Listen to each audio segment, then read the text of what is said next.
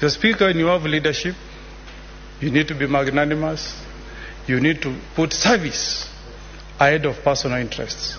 And the Senator Cheriot, leader of majority, you will go far because you have demonstrated that you are magnanimous.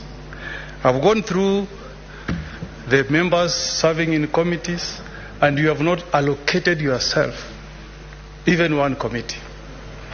I also want to thank the side of majority, because going to the sessional committees, none of the senators in leadership have taken up committees on any sessional committee membership.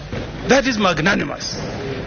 But on this side, the side that should be leading with example, Mr. Speaker, our leaders have allocated themselves membership in all the sessional committees. Shame on us. Shame on us.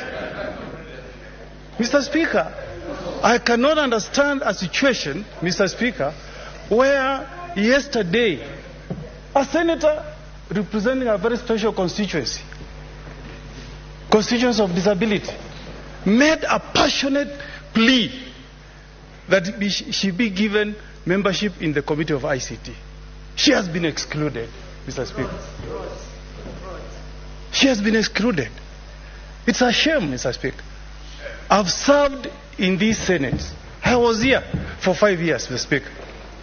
When I was appointed chair of the Committee of Justice, Legal Affairs and Human Rights, Mr. Speaker, I had to seek membership of the Committee of Delegated Legislation because I could not get time, Mr. Speaker, to serve in 3 committees, Mr. Speaker.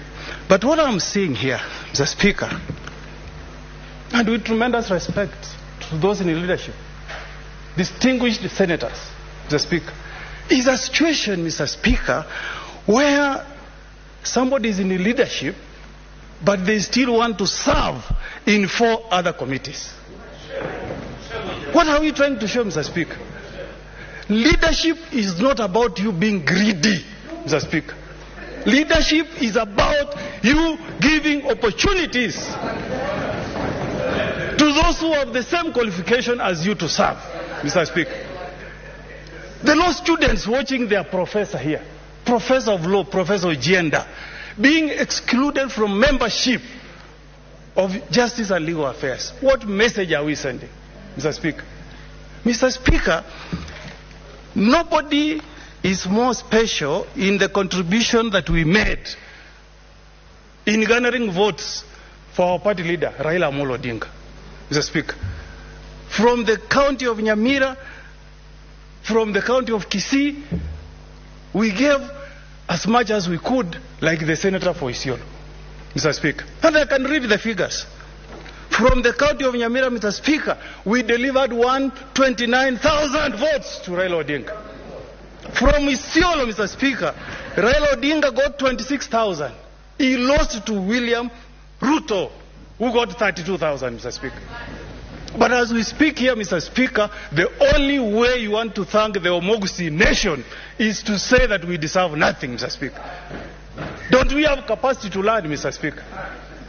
Even in the county of Kisii, where William Samoei Ruto got 134,000 votes against Raila Odinga at 263,000, he has rewarded the Omogusi nation with the seat of whip in the National Assembly.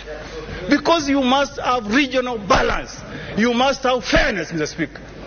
And we must speak these things because an injustice anywhere should never be tolerated, Mr. Speaker. Where is justice, Mr. Speaker, when the names that have been read today, Mr. Speaker, the next person in leadership also is in 5 committees, Mr. Speaker.